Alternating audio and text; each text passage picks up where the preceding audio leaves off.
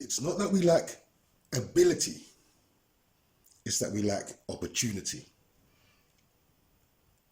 When you deal with natural talent, prowess, and ability, we excel when we get the opportunity.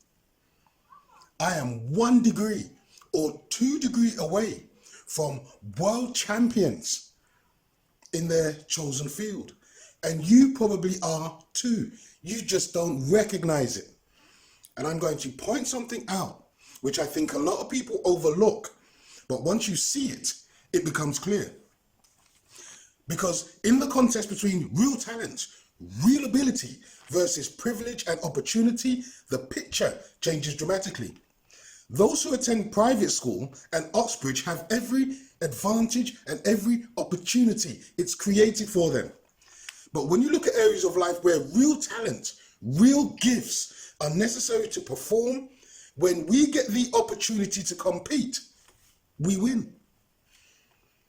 I'm going to give you some examples where outcomes cannot be manufactured, and sport is the perfect example. I'm only going to reference sports that everyone can access.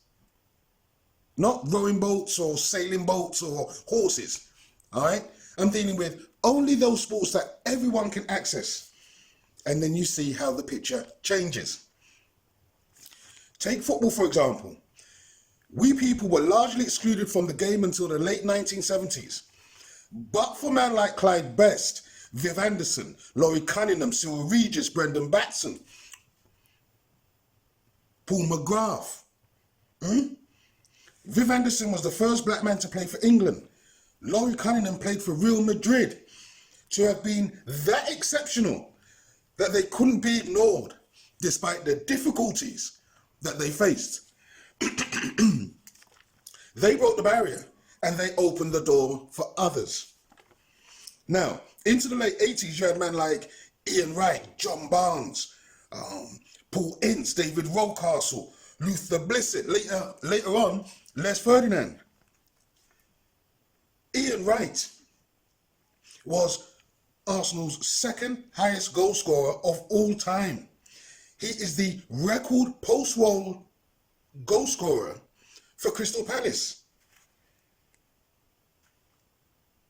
Cyril Regis, Ian Wright, Les Ferdinand, Mecca Noir Joby were all semi-professional, but they were so good, they were so talented that they all ended up playing international football.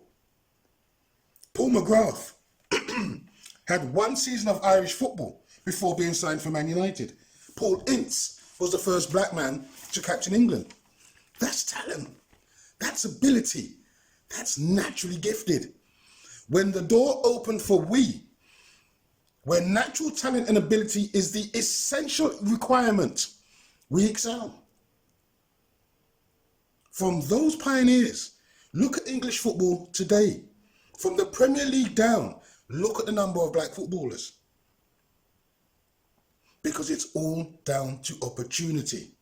Because it's not that we lack ability, we just didn't get the opportunity.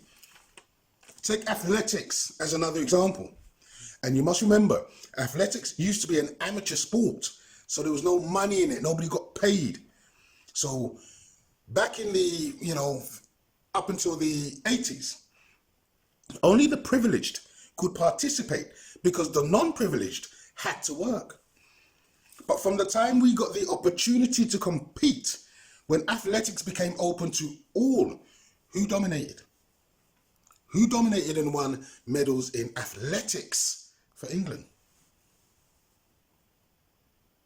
Once we got involved, we started winning medals for Britain in international competitions. Daley Thompson, gold medal in the decathlon in 1980 and 1984. An Olympian, he beat the best in the world. He broke the world record 4 times. Tessa Sanderson, javelin, gold medal, 1984 Olympics. She won gold 3 times at the Commonwealth Games. She was the first British woman ever to win an Olympic gold at this event. Colin Jackson, 110 meter hurdles, world champion twice. He has 12 gold medals at internationals. He's the world record holder for over a decade, and he remains the world record holder for 60 meters. Linford Christie, the only man competing for Britain to have won gold medals at all 4 major competitions: the Olympics, the World Championships, the European Championships, and the Commonwealth Games. Who remembers his gold medal in the 1992 Olympics when he beat Carl Lewis? Linford remains one of the most highly decorated athletes who has ever represented Britain. Linford won 11 golds and 24 medals overall, more than any other male athlete before or since. He is the first person running for Britain to win 100 meters at the Olympics, and he is still the British 100 meters record holder. John Regis, another sprinter, 200 meters. He won gold medals at the World Indoor Championships, the European Championships. He won silver at the 1993 World Championships. But John Regis also ran the 100 meters, the 400 meters, and he won medals in the 100 and 400 meter relays at world events. John Regis is the cousin of Cyril Regis. Are you getting my point? When natural talent and ability is the only way to succeed, we outperform everybody. And all of these men and women were from council estates. A few grew up in orphanages and children's homes. All were underprivileged, and yet every single last one of them excelled and were the best footballers in the country and the best athletes in the world, winning gold medals at the premier events, and the first ones representing Britain to do so. And when I say I'm within 1 or 2 degrees of greatness, what I mean is I grew up with and within a mile of Ian Wright, David Rocastle, John Regis. They were in my area, they were in my circle. Either I know them or I am 1 degree. Somebody I know well knows them well. And so this is why I see things differently to others. Because all of these great footballers and great athletes, they're from the street. They are your average, ordinary person who are gifted and talented. Ian Wright, in his biography, talked of the superb players he played with when he was a semi-pro. And my brother was a brilliant footballer too. And he had one opportunity to become a pro. He was a couple of years ahead of Ian Wright. There was no black players playing football. But a professional club wanted to sign him up when he was a teenager. But because he was under 16, her mother had to give her consent. And as much as she loved him, she didn't see that football was an earner. So she didn't sign the forms. But he was a brilliant footballer. But at his time, there were no black players playing football. I was at school with a guy who was the fastest youth in the country at 100 meters. And this was at the time of John Regis. He was faster than John Regis in his age group. So, if you lived in North, East, South, or West London, you probably grew up and played sport with and rolled with men who became the best in their sport.